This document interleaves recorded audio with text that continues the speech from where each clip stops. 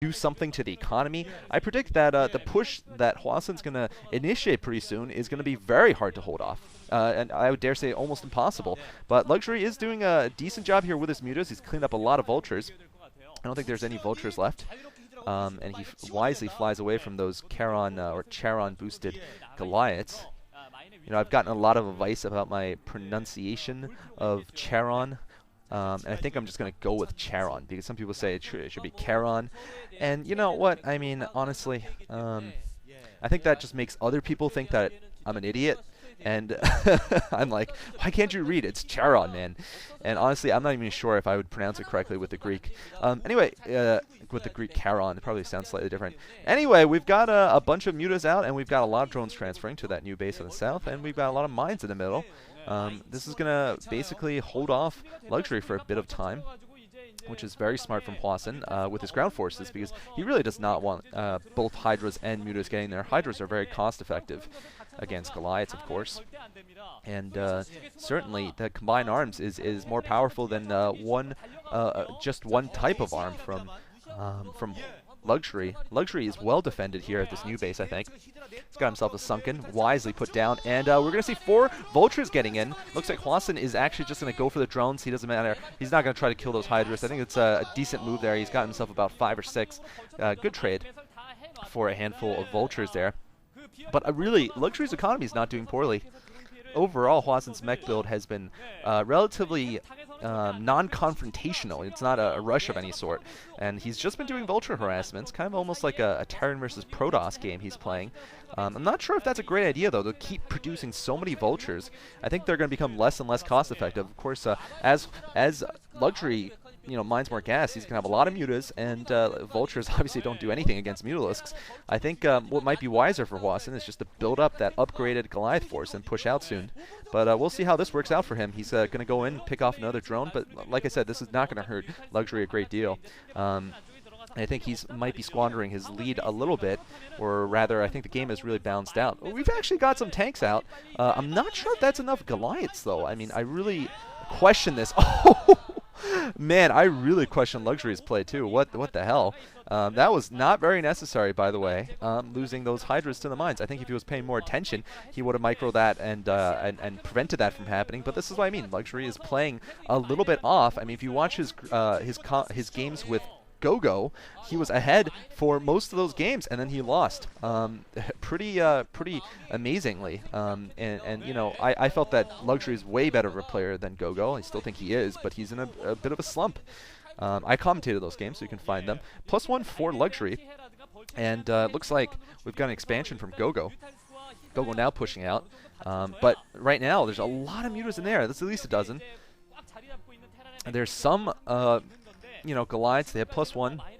I think, oh, okay, looks like we've just got Gogo trying to expand at this point. Luxury finally managing to kill these mines before losing more Hydralisks needlessly. So Luxury is probably scouted this new base up there, and he's going to try to set up an attack that's critical for Luxury to do, because what Hwasin is doing is certainly a viable alternative to trying to push out with 2 bases. He's just going to expand and wait for Luxury to try to either tech up or to frontally attack him at one of those defended bases. It's not a bad strategy for this kind of map where it's hard for the Zerg to harass. Looks like we've got Luxury going in and suiciding actually a bunch of mutas, but now he's actually picked a better spot where it's pretty much undefended here at this new base. No turrets up really, and Hwasin's going to lose some SCVs, it looks like. Not that many, though, and this is, don't forget, the first harassment of the game from Luxury of any sort. Now, actually, this could be a more successful here. Hwasin losing maybe 5 or 6 SCVs, maybe 7 total in this harassment. That's good work. We've got speed upgrade overlords from Luxury, and he's actually going to go and stay on lair for a long time. Oh, mistakes from Luxury, man. What is he doing? He's I mean, if you watch Hyuk versus 4GG from a long time ago, Rise and I commentated that game. Hyuk flew his Mutalisks over 4GG's like mass Goliaths like 15 times, just dancing around them, and lost all of them quite like this. But Luxury actually has a large economy, and he has developed a large army there, as you see. Even though it was a little bit careless, a little bit rough on the edges, he still has a big army, and I'm not sure what Hwasin's army is. Oh, Luxury gonna walk into...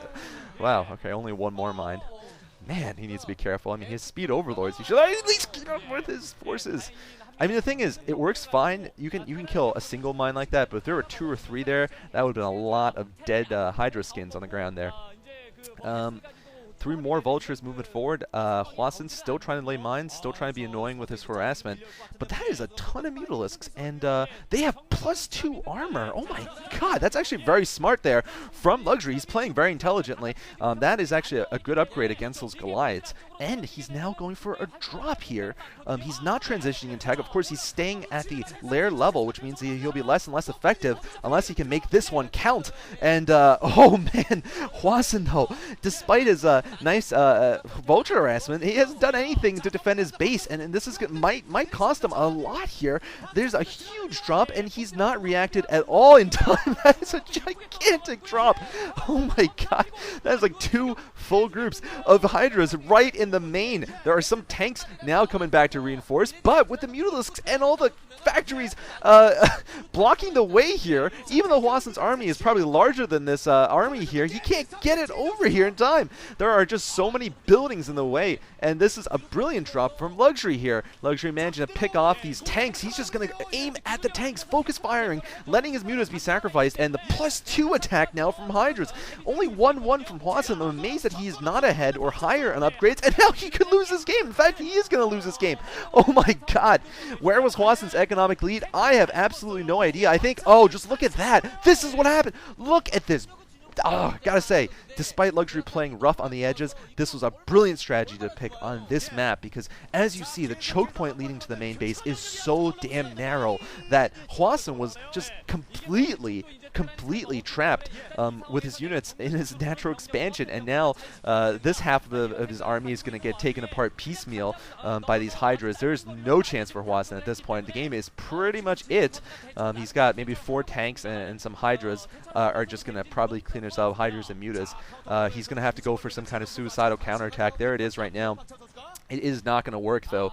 Wow, I am amazed by 2 things. Hwasin first didn't have a larger army, and second, Luxury had a great play there. I guess Hwasin also could have paid a little bit more attention, but I think this is really showing that drop play for Zergs is very viable against a mech build, especially a heavy metal build like what Hwasin has done, which is fairly immobile, especially with those tanks. I mean, those are immobile units basically against the big drop, and unfortunately for him, there were no troops inside the main. I felt like if he had just a couple of tanks in the main, it would have helped a lot. Ooh, just look at what's left. Just 3 factories, no command center in the main. The game is over here for Hwasin. Even though he has a big economy, this was his 4th command center, actually. Now it's going to get destroyed, and here comes the game-ending drop here from Luxury. So Luxury, despite playing a little bit rough on the edges, I would say, making a couple mistakes, this decisive move here is certainly good enough for the game here, and certainly gives me a little bit of faith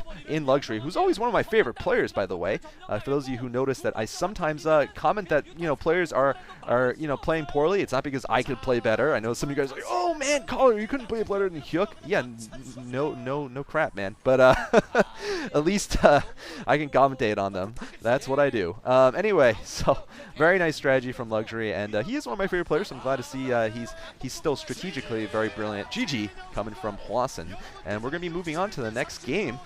Seriously, I do not remember who's playing on it, but we're going to find out pretty soon, and should be exciting to watch. I think it's, well, actually, you know what? We're just going to find out. Thanks for watching, guys.